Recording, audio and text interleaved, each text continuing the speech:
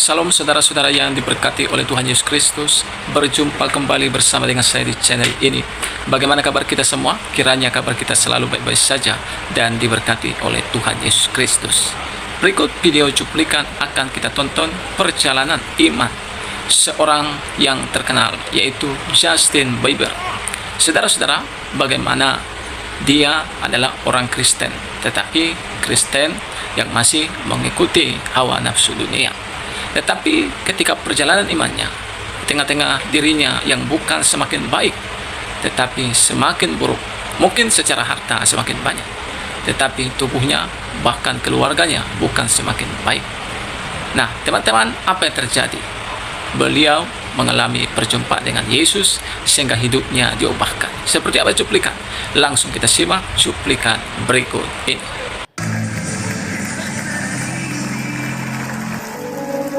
Oke, berhenti di situ dulu. Sangat menarik apa poin-poin yang disampaikan sama Justin Bieber. Dia udah capek dengan agama. Ya, dia nggak butuh agama, dia butuh relation sama Tuhannya. Bukan sekedar main agama-agamaan, sekedar ini boleh itu nggak boleh, tapi ada hubungan pribadi sama Tuhan. Dan dia bilang, kita nggak hilang harapan, lu nggak hilang harapan, ada harapan dalam nama Yesus. Nama Yesus penuh kuasa. Oke, selanjutnya di klip yang berikutnya kita akan melihat gimana sih transformasi hidup dari Justin Bieber. Ayo kita simak.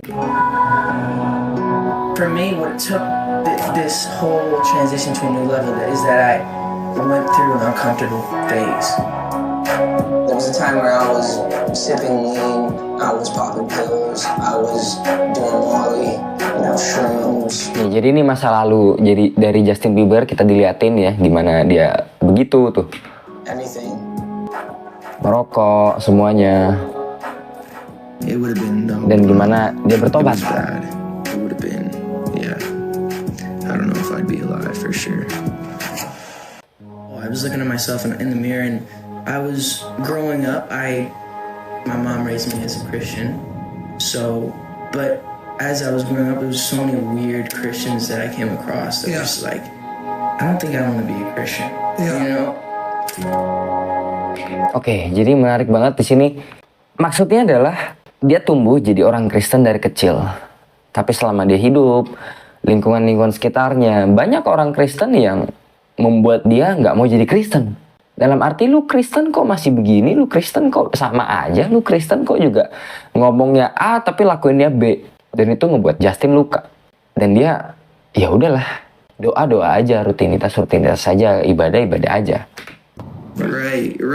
I just didn't know what the heck was going on, and so I really took a deep dive in my faith, to be honest. I just went deep into, like, I believed in Jesus, but I never really, like, you know, when it says following Jesus is actually turning away from sin. And so there's no, what it talks about in the Bible, it's like there's no obedience. There's no faith without obedience. So it's like I had faith about, like, oh, I believe Jesus died on the cross for me, but I never really implemented it into my life. I never, like, was like, I'm gonna be obedient.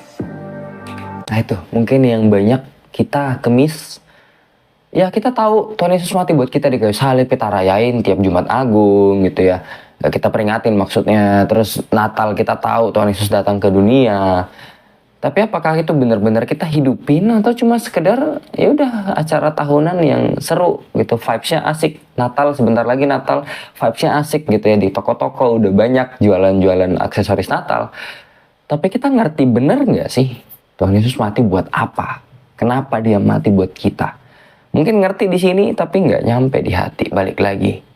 Jadi mari kita lihat apa yang Justin Bieber alami selanjutnya. It was bad. It would have been, yeah. I don't know if I'd be alive for sure. It was dark, really dark. So I'm very, very grateful to have influences in my life that have played a huge part in me seeing their relationship with Jesus and their relationship with their wives and their relationship with their kids and saying that's what I want and striving after that. Oke, jadi ini yang dimaksud dengan jadi terang, jadi garam. Kalau mungkin selama ini kita baca Alkitab dan kita bingung, apa sih maksudnya jadi garam, jadi terang gitu ya. Ya ini, melihat orang-orang melihat ada banyak Justin Bieber yang lain akan melihat hidupmu dan dia berpikir, oh enak ya punya Tuhan Yesus. kayaknya gue juga butuh deh Tuhan Yesus. Dia punya hubungan pribadi sama Tuhan dan hidupnya berbuah. Hidupnya hubungannya sama pasangannya. Apa ya, seperti itu loh hidup yang gue mau. Penasaran dengan Tuhan Yesus dan akhirnya dia mulai belajar mengenal Tuhan Yesus. Itu yang kita harapkan orang lain lihat dari hidupnya kita. Ada Tuhan Yesus di hidupnya kita. Jadi terang, jadi garam. So when did you decide to actually move within the guidelines, and how did you find yourself away from, I believe in Jesus, but I'm going to drink or do drugs or sleep around or all these other distractions? How did you get out of that world? What was the turning point for you? I think it was my perception of who Jesus really was, you know? I'd had really bad examples of Christians in my life who would say one thing and do another. So they were my direct example of who Jesus was. That's why you didn't take it seriously. I didn't take it as seriously because I didn't have good examples. Good role models. Yeah. I think that I was just, living in this shame, living in all this sort of stuff in my past, and I wasn't able to move on. But the more I looked at it, so now I'm not doing, the way I look at my relationship with God and with Jesus is, I'm not trying to earn God's love by doing good things. God has already loved me for who I am before I did anything to earn and deserve it. It's a free gift by accepting Jesus and just giving your life to him, and what he did is the gift. The forgiveness is the thing that we look at him, I'm going to worship you, God, because you gave me something so good.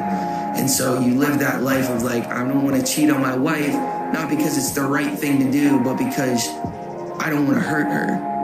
See the difference there? That is love. Yeah. It's You're like, putting the well-being of someone that you care about ahead of your own fallibilities and your own exactly. previous behavior. Exactly. And what's out there. Exactly. Yeah. But I feel like God's, Kita balik sebentar. Poin menarik yang dibilang adalah kita nggak cari tuh, kita berbuat baik buat kita dapat kasihnya Tuhan tuh nggak begitu konsepnya. Kita berbuat baik bukan karena biar kita dapat pahala, bukan biar kita dapat timbangan yang perbuatan baik gue lebih banyak daripada perbuatan jahat gue. Enggak, bukan begitu. Kita berbuat baik di dunia ini itu adalah bentuk terima kasihnya kita karena Tuhan Yesus terlebih dahulu mengasihi kita. Aku mengasihi Tuhan karena dia terlebih dahulu mengasihiku. And I love you because you first love me. Jadi ini hubungan pribadi gitu, bukan sekedar karena Tuhan Yesus mengasihi gue, Tuhan Yesus sayang sama gue bisa lakuin apa aja dong, dosa-dosa aja dong, kan dia sayang sama gue. Nggak begitu. Tadi si Justin bilang kalau dia sayang sama istrinya sayang sama dia. Bukan berarti, istri gue sayang kok sama gue mau selingkuh juga nggak apa-apa dong, istri gue kan sayang sama gue. Enggak, justru karena dia sayang sama gue juga sayang sama dia. Harusnya gue mau jaga perasaannya dia, bukan justru mau lakuin yang enggak. Itulah hubungan kita sama Tuhan harusnya. Lanjut. But I feel like God's, when he sees us, he's not this God that a lot of people think that's like judgmental, and he's a God that accepts us for who we are and loves us through our pain and through our dirt. Jesus wasn't this religious elite guy that came to but he was in the dirt, and he found me in my dirt and pulled me out, and that's why my story, that's why I'm not afraid. I want to talk about without forcing that into people's, I never want to be someone that's trying to persuade anyone to believe in what I believe. I think God persuades people, but I want to definitely tell my story so that if that resonates to anybody, that they can hopefully learn from it. Apa yang bisa kita pelajarin adalah mungkin lu adalah Justin Bieber di luar sana, atau mungkin banyak teman-teman lu yang seperti Justin Bieber juga butuh pengenalan akan Tuhan, tapi karena melihat lingkungan sekitarnya orang Kristen juga mengecewakan, ya udah sama aja, daripada gua kenal Tuhan Yesus sama aja kok gitu. Ya ayo kita jadi garam, ayo kita jadi terang untuk menyinari sekitar, bukan karena kita yang jago, tapi Tuhan yang jago. Tuhannya besar, makanya kita juga jadi anak-anak terang, berdampak pada sekelilingmu. Itu aja, semoga video ini memberkati.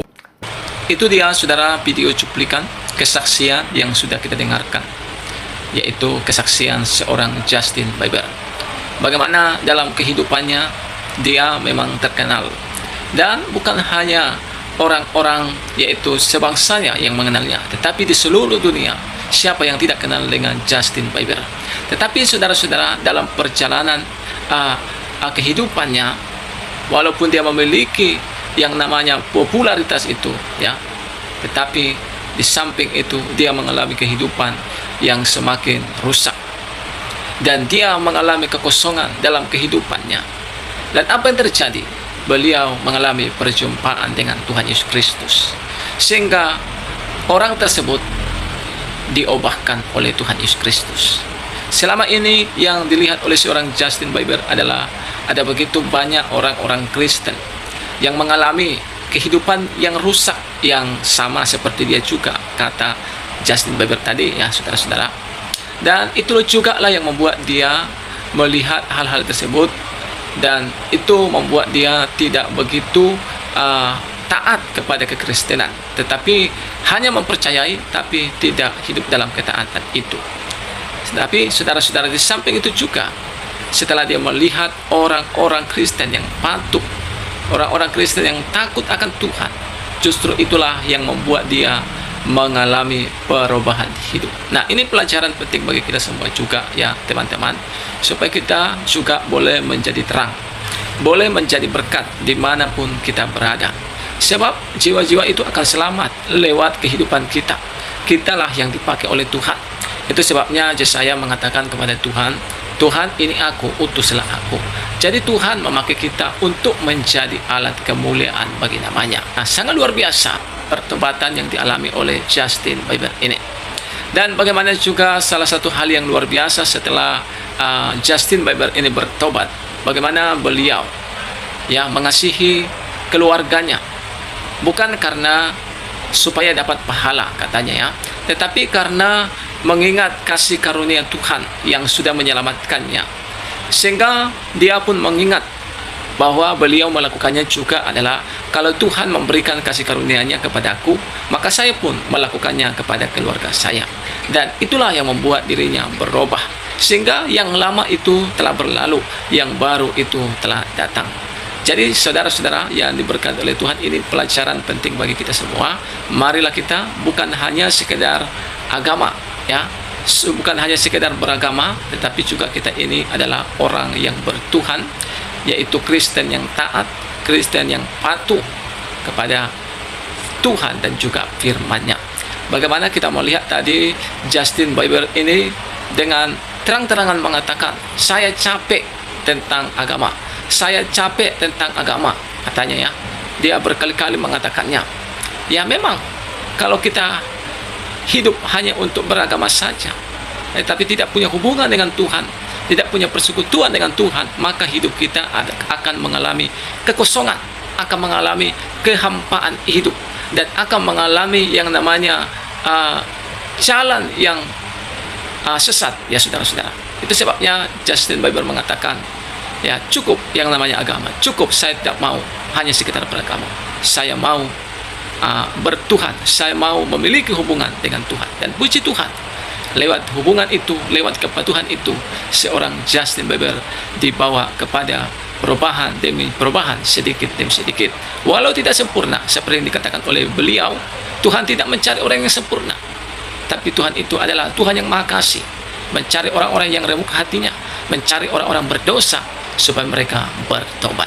Dan itulah yang juga yang ada di dalam Alkitab, bagaimana ada seorang pemungut cukai, orang-orang beranggapan bahwa dia adalah dosanya besar, tetapi Tuhan Yesus mengatakan, aku datang bukan memanggil orang benar, aku datang bukan memanggil orang sempurna, tapi memanggil orang-orang berdosa supaya mereka bertobat. Terima kasih teman-teman sudah menonton video ini dari awal pertengahan sampai akhir.